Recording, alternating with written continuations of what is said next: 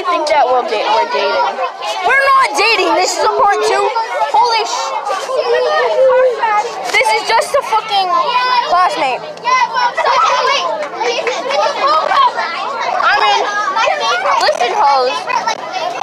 You were dating. No, I said if we were. I'm what name this type of girlfriend, but we're not dating. What the heck? You would pay one of my fucking videos. I'm so fucking joking. Are you swear on YouTube? Yes, you can swear. You can swear. You know, only 3% of the population can do this. Stop!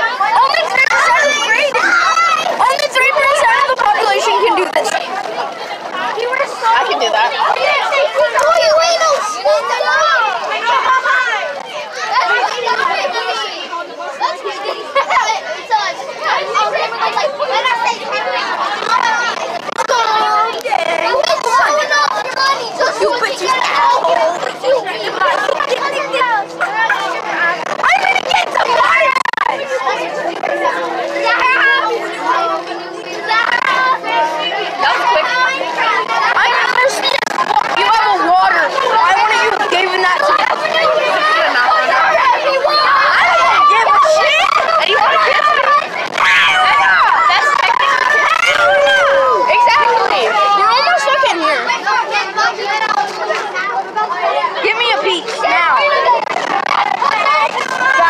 Give me a small ass rice cookie.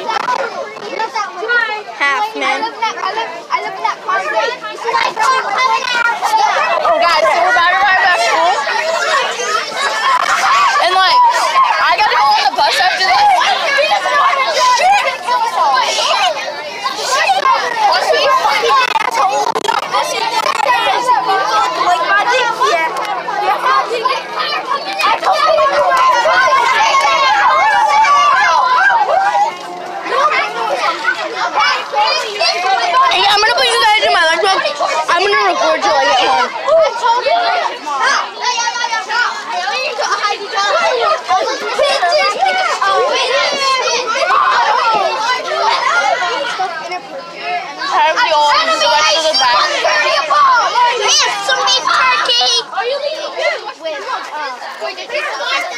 Please? How much is left first? How much is left? In the back. Check. Yo. Next. Wait, no. Remember the camera's gonna stop. No. Next Wednesday, bring your phone again. We can make another vlog. I'm with you. Do you have any drinks? What? Do you have any drinks? No. What? You know it's No, I'm a female booty infection. No, stop it! It's not female booty infection. It's female body. Wait, can we tell him what you have? He's vlogging. He's vlogging. Yeah, he's the original FBI, by the way. Female body. I saw that on a t-shirt. Just a little bit more. I saw that on a t-shirt in the shop in Florida. Yo, I'm gonna pour that to school. Nah, be like, look. It's still filming. I want to get a little bit more. No! 2. That's it. It's still recording. Bring your lunchbox inside. Put that shirt up. Like my crop top? No, cares. You don't have a crop top. Right? It's not. It's a hoodie. See, no, it's not. Relax.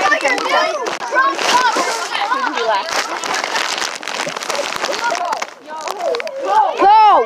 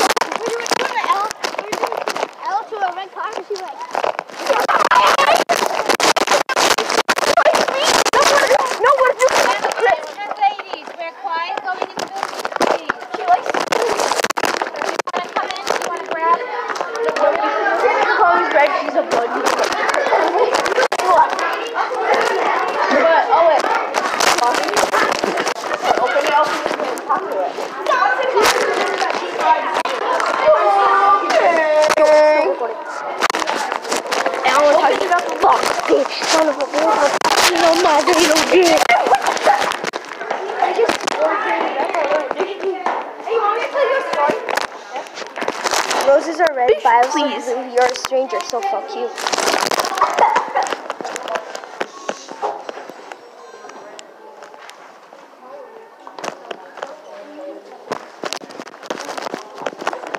I hear voices.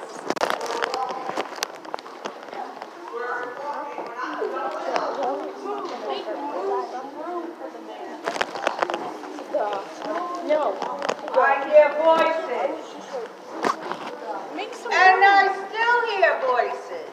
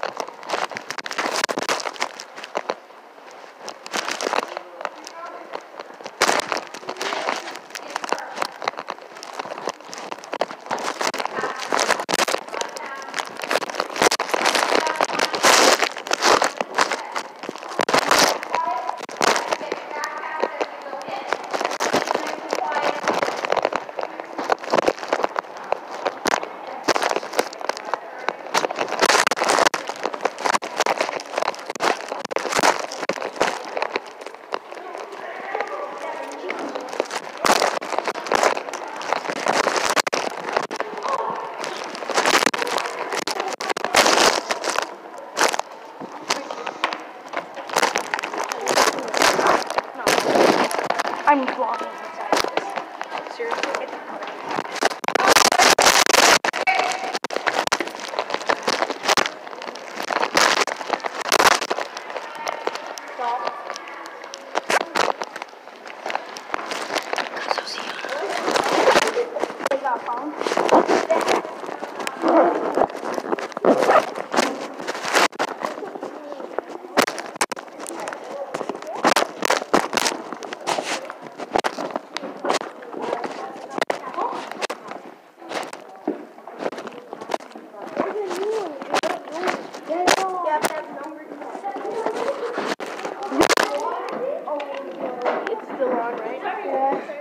No, keep it on until I can say one last thing to it.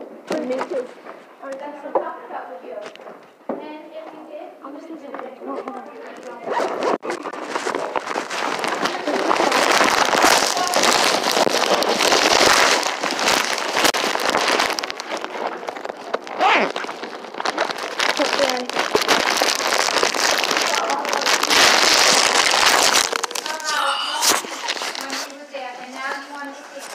Have a good fucking day, bitches.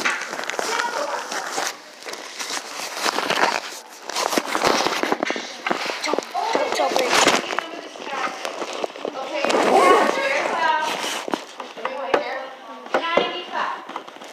Everyone cheer? Dude, it's still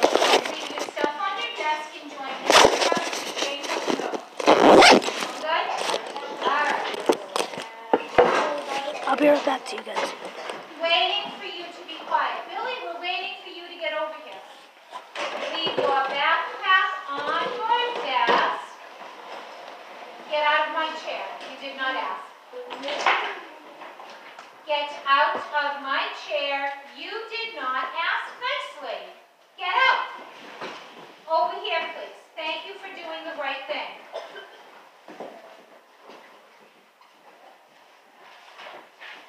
Thank you.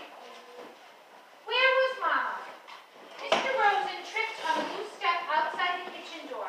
His wife grasped his arm and he regained his balance. It's very dark, Mama whispered as they stood in the yard with their blankets and bundles of food gathered in their arms. And we can't use any kind of light. I'll go first. I know the way very well, and you follow me. Try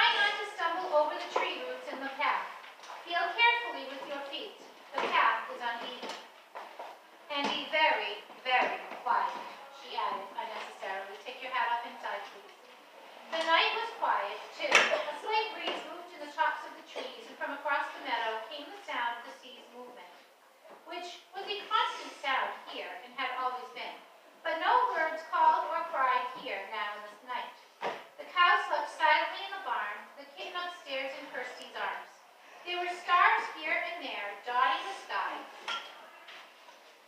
among thin clouds but no moon. Anne-Marie shivered, standing at the foot of the steps. Come, Mama murmured, and she moved over. Mr. Chico, Yes. I need Leon to the office for dismissal. Okay, Leon, take the book home and finish reading chapter 12, okay?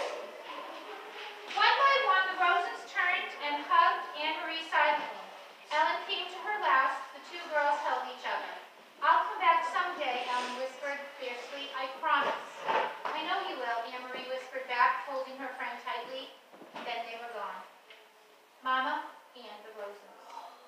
Anne-Marie was alone. She went into the house, crying suddenly, and closed the door against the night. The lid of the casket was closed again. Now the room was empty. There was no sign of the people who had sat there for those hours. Anne-Marie wiped her eyes with the back of her hand. She opened the dark curtains in the windows, and she curled once more in the rocker, trying to relax. She traced their route in her mind. She knew the old path. Problem, Jason. Quickly. Not as well as her mother, who had followed it almost every day of her childhood with her dog scampering behind. But Anne-Marie had often walked to town and back that way, and she remembered the turns, the twisted trees where gnarled roots pushed the earth now and then into knotted clumps, and the thick bushes that often flowered in early summer. She walked with them in her mind, feeling the way through the darkness. It would take them, she thought, half an hour to reach the place where Uncle Henrique was waiting with his boat. Mama would leave them there, pausing a minute, no more, for a final hug, and then she would turn and come home. It would be faster for Mama alone, with no need to wait as the Rosens, unfamiliar with the path, slowly felt their way along. Mama would hurry, sure-footed now, back to her children. The clock in the hall struck once. It was 2:30 in the morning. Her mother would be home in an hour, Anne-Marie decided. She rocked gently back and forth in the old chair. Mama would be home by 3:30. She thought of Papa back in Copenhagen alone. He would be awake too. He would be wishing he could have come, but knowing too that he must come and go as always, to the corner store for the newspaper, to his office when morning came. Now he would be afraid for them, and watching the clock, waiting for word that the Rosens were safe, that Mama and the girls were here at the farm, starting a new day with the sun shining through the kitchen window and cream on their oatmeal. It was harder for the ones who were waiting. Anne-Marie knew. Less danger, perhaps, but more fear. She yawned and her head nodded. She fell asleep, and it was a sleep as thin as the night clouds, simile, dotted with dreams that came and went like the stars. Light woke her, but it was not really morning, not yet. It was only the first hint of a slightly lightening sky, a pale gleam at the edge of the meadow, a sign that far away somewhere to the east, where Sweden still slept, morning would be coming soon. Dawn would creep across the Swedish farmland and coast, and it would wash little Denmark with light and move across the North Sea to wake Norway. We talked about Norway today. I can see that. Yeah. Anne-Marie blinked in confusion, sitting up, remembering after a moment where she was and why, but it was not bright. The pale light at the horizon. It should be dark still. It should still be night. She stood stiffly, stretching her legs, and went to the hall to look at the old clock. It was past 4 o'clock. Where was Mama? Perhaps she had come home, not wanted to wake Anne-Marie and had gone to bed herself. Surely that was it. Mama must have been exhausted. She had been up all night, had made the dangerous journey to the boat, and returned through the dark woods, wanting only to sleep. Quickly, Anne-Marie went up the narrow staircase. The door to the bedroom where she had slept with Ellen was open. The 2 small beds were neatly made, covered with the old quilts, and empty. Beside it, Uncle Henrique's door was open too, and his bed too was unused and empty. Despite her worry, Anne-Marie smiled slightly when she saw some of Henrique's clothes crumpled in a chair and a pair of shoes caked with the barnyard dirt lying on the floor. He needs a wife, she said to herself, imitating Mama. The door to the other bedroom, the one Kirsty and Mama were sharing, was closed. Quietly, not wanting to wake them, Anne-Marie pushed it open. The kitten's ears moved, standing up straight. Its eyes opened wide, and it raised its head and yawned. It pried itself out of Kirsty's arms, stretched, and then jumped lightly to the floor and came to Anne-Marie. It rubbed itself against her leg and purred. Kirsty sighed and turned in her sleep, one arm, free now of the kitten's warmth and comfort, flung itself across the pillow. There was no one else in the wide bed. Anne-Marie moved quickly to the window, which overlooked the clearing that led to the path's entrance. The light outside was still very dim, and she peered through the dimness, trying to see, looking for the opening in the trees where the path began, looking for Mama hurrying home. After a second, she saw her shape there, something unfamiliar, something that had not been there the day before, a dark shape, no more than a blurred heap, the beginning of the path. Anne-Marie squinted, forcing her eyes to understand, needing to understand, not wanting to understand. The shape moved, and she knew. It was her mother, lying on the earth. What?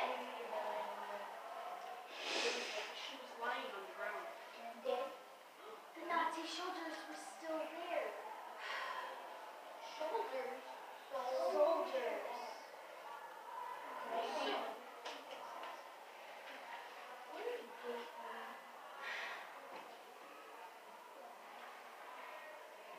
So I'm going to say a few things about today.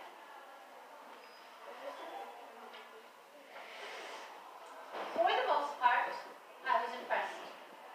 For the most part. There are several people in this room, however, who could have done a better job. People were saying things like, I want to go home. Oh, James got a bloody nose. He's fine now. He got banged, but he's fine. And Nayara, my James.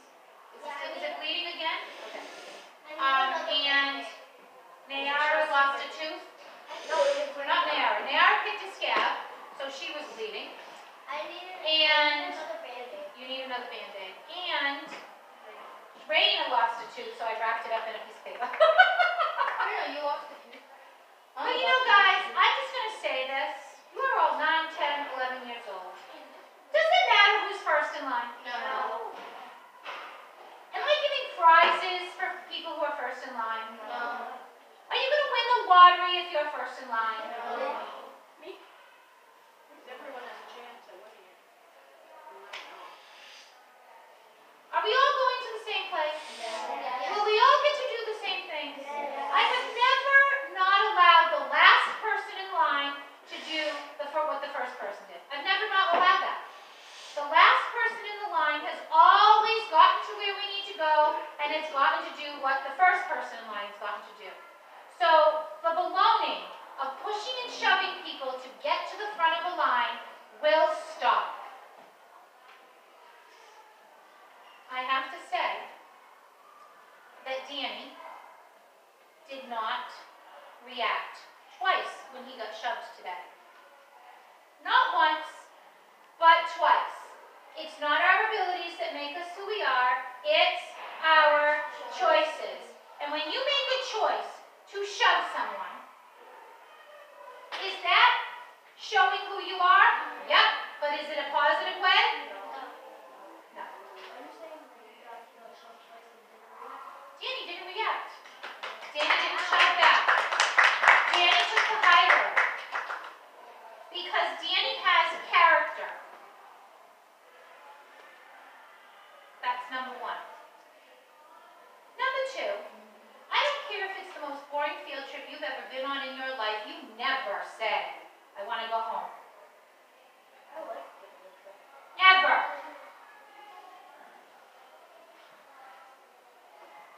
Because that field trip was free. The bus was free, and the whole day was free.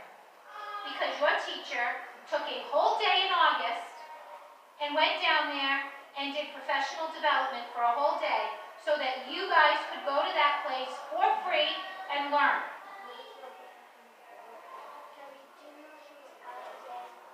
No, in August. This was before school. During the summer, my time. I didn't get paid for that.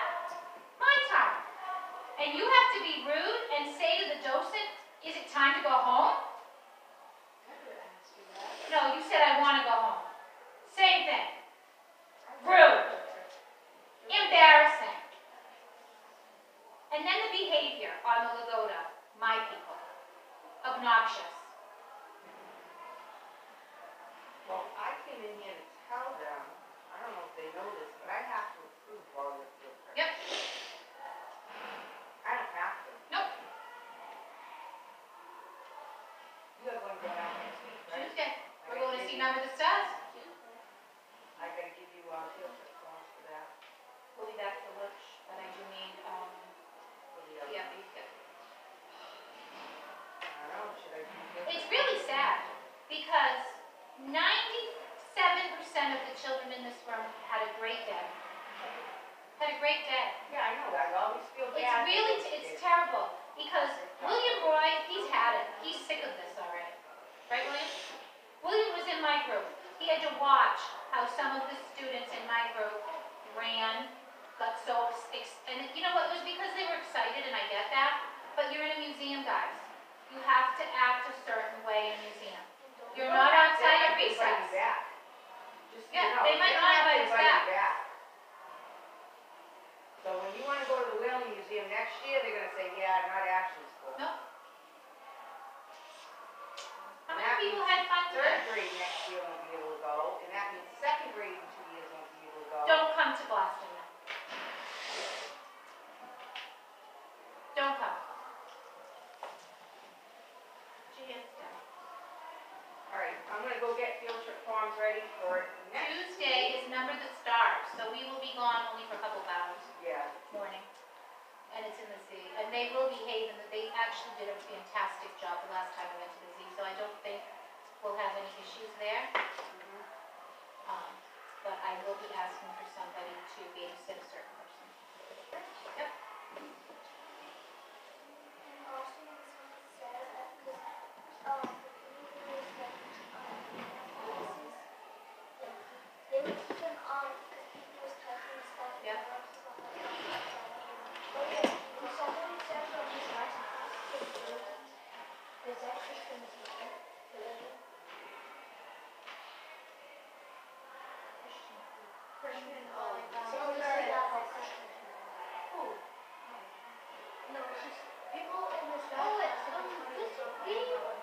It's so mean.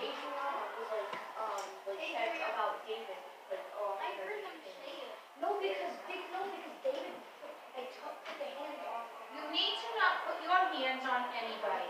Ever. Oh, yeah, go ahead. Marina, go down and see if she can give you a little thing to put your thing in, or are you good? You know, guys, Mrs. Pacheco loves to go on trips with you. I love to show off how smart you are. You have gotten so smart this year. You have gained so much information in such a short time. But then one or two people have to ruin it for everybody else, and that's not fair. Right, David? Right, David? Do you want to say something, David? What would you like to say? No. No. That's being big. That's showing character. That's showing character that you have nothing to say after the way you behaved today. Good afternoon, Ashley. It is now time to wrap up our day. Tomorrow's race after Sunday scenarios at Northern High School featuring broccoli on plate. No one's You leaving. take this time to put all your things away, check the stuff, and make sure you have your phone with you. Let's speak after me. We are the Tigers. We are the Tigers. The Roaring Tigers. Roaring Tigers. From Ashley School. From Ashley School. We are responsible. We are responsible. We take ownership. We take ownership. With the right actions. With the right actions. We show respect. We show respect. Oh, we are the Tigers. Oh, we are the Tigers. The Roaring Tigers. The Roaring Tigers. Ashley School. Roar. Roar. Have a great night. The principal ready to learn tomorrow. The bus will be on. Nobody's leaving yet. You know what's really sad is that Mrs. Sherlock and Mrs. Riccio gave up their day to come with us. And Mrs. Riccio and Mrs. Sherlock said to me, God bless you for the children in your room. In other words, I can't believe how crazy your class is. That's what they did. True, right? Think about it. Not necessarily you, but think about the students. I mean, even with parents there, certain students didn't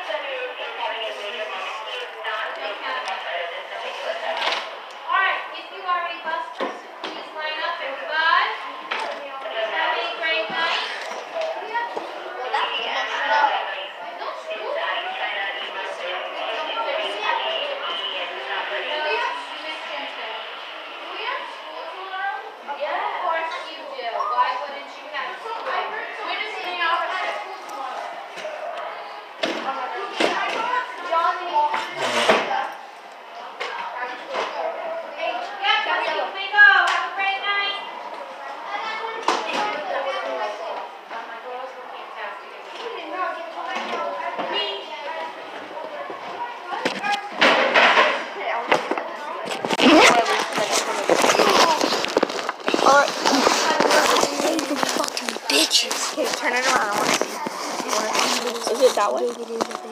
Oh no, it's zoomed. Oh, it's zoomed in. Guys. All of you know what our new merch is gonna be? We're gonna say suck a dick.